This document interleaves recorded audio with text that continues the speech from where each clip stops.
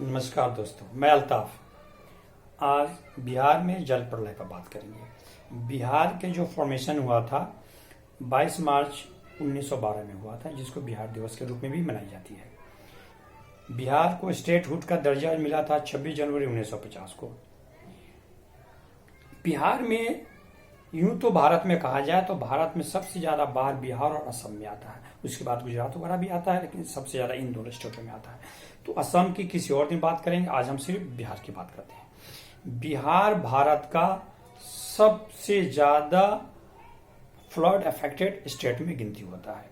उत्तरी बिहार की 76% आबादी, 76% पॉपुलेशन बाढ़ प्रभावित इलाका में निवास करता है, यानी अफेक्टेड एरिया में रहता है।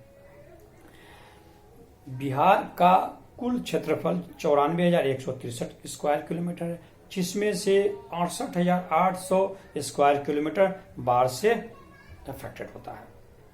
भारत के कुल अफेक्टेड एरिया का 16.5%, 16.5% बिहार में है।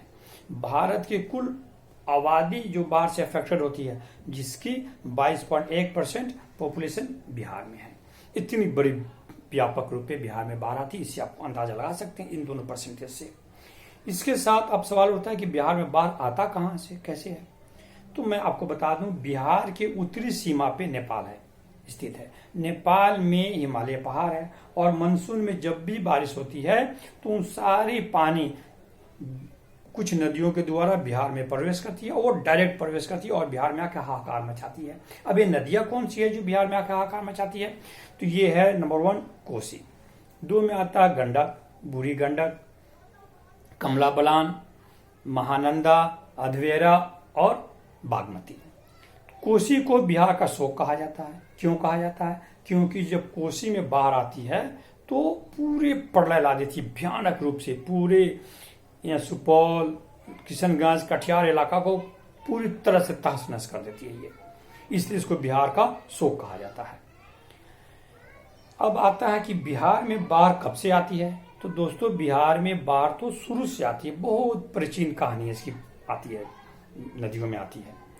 अब रही 1954 में आजादी के बाद बिहार सरकार ने बिहार फ्लड पॉलिसी बनाया, जिसमें यह निर्णय लिया गया कि जितनी उत्तरी बिहार में नदियां हैं, इन नदियों को बांध से बांध दिया जाए ताकि पानी अंदर रहे। उस समय उस इलाके में 2.5 मिलियन हेक्टेयर जो है का क्षेत्र जो है बाढ़ से प्रभावित क्षेत्र था। 2008 में एक रिपोर्ट आई है जिसमें doctor Sudhir Sharma, doctor Dinesh Mishra, doctor Gopal Krishna ने रिपोर्ट लाया। उसमें उन्होंने कहा कि पिछले कुछ दशकों में बिहार में 3000 किलोमीटर से ज्यादा बांध बांधी गई है, लेकिन साथ में बिहार में बाढ़ आने की जो इंटेंसिटी जो है, खतरा जो है, वो 2.5 टाइम्स बढ़ गई, यानी 2.5 गुना बढ़ गई है। उस समय 2.5 मिलियन हेक्टेयर जो बाढ़ से अफेक्टेड होता था, अब जो है 6.89 मिलियन हेक्टेयर जो एरिया है बाढ़ से अफेक्टेड होता है, प्रभावित होता है। अभी एक रिपोर्ट हमने जो ढूंढा तो एक रिपोर्ट मिला 1979 से लेकर 2017 तक। इस रिपोर्ट में यह पाया गया कि अब तक बिहार में साल दर साल जोड़ करके 8,000 से ज्यादा लोग बाढ़ में मारे जा चुके हैं। खरबों रुपया का फसल बर्बाद हो चुका है, करोड़ों मवेशी जान जा चुकी है। ये हर साल की कहानी है। बाढ़ आती है, सारा चीज बर्बाद हो जाती है, लोग फिर अपना तिनका इकट्ठा करके फिर घर बनाते हैं, फिर अगले साल बाढ़ आती है। और उत्तरी बिहार के लोग तो ये मान के चलते हैं कि भारत में चौथी मौसम 4 मौसम है, लेकिन उत्तरी बिहार में 5 मौसम है। बारिश के दौरान, मानसून के दौरान एक 5वां मौसम बाढ़ का स्टार्ट हो जाता है, और वो होता हर साल होता है। अभी भी चल रहा है। अभी भी आपको पूर्णिया वगैरह में डॉक्टर साहब, कोविड का डॉक्टर जो है, ठेला पर बैठ के जा रहे हैं हॉस्पिटल, रास्ता ब्लॉक है, सब चीज बंद है, सारा चीज तराही है, पूरी परेशान है लोग। हजारों लोगों को निकाल करके सुरक्षित जगह पर ले गया है। लेकिन ये क्यों होता है? हर साल ये कहानी क्यों दोहराई जाती है? हर साल सेम चीज क्यों चलता है? तो इसका कारण यह है कि पिछले आजादी के 70 साल होने के बाद भी बिहार सरकार, भारत सरकार ने कोई भी ऐसा ठोस कदम नहीं उठाया है इस इलाका के नदियों को रोकने के लिए, इस पानी को रोकने के लिए, जिसका कारण है कि ये हर साल आ रहा। इस साल भी जो तबाही मचा हुआ है, आप सारे टीवी न्यूज में देखते होइएगा, सबसे ज्यादा तबाही जो बिहार में चल रही है और असम में चल रही है, बाहर की ये तबाही है।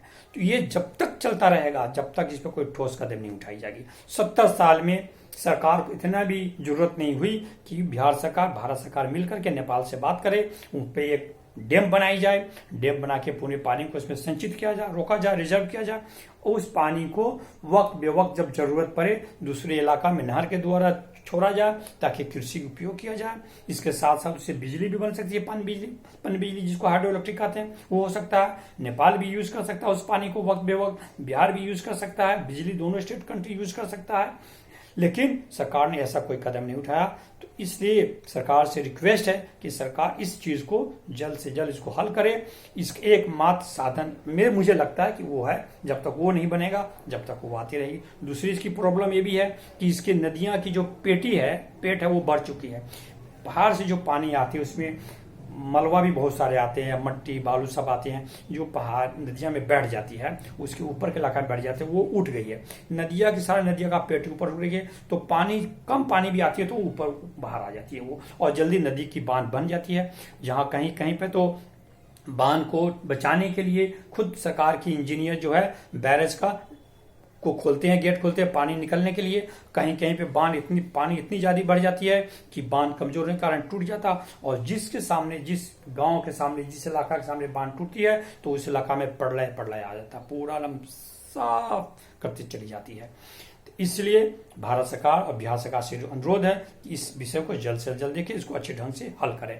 और जिन लोगों ने मेरे इस चैनल को अब तक सब्सक्राइब नहीं किया है, उन सब लोगों से मेरी रिक्वेस्ट है, कृपया करके मेरे इस चैनल को सब्सक्राइब करें ताकि अगला जो वीडियो आए आप तक बिना किसी रुकावट के आए।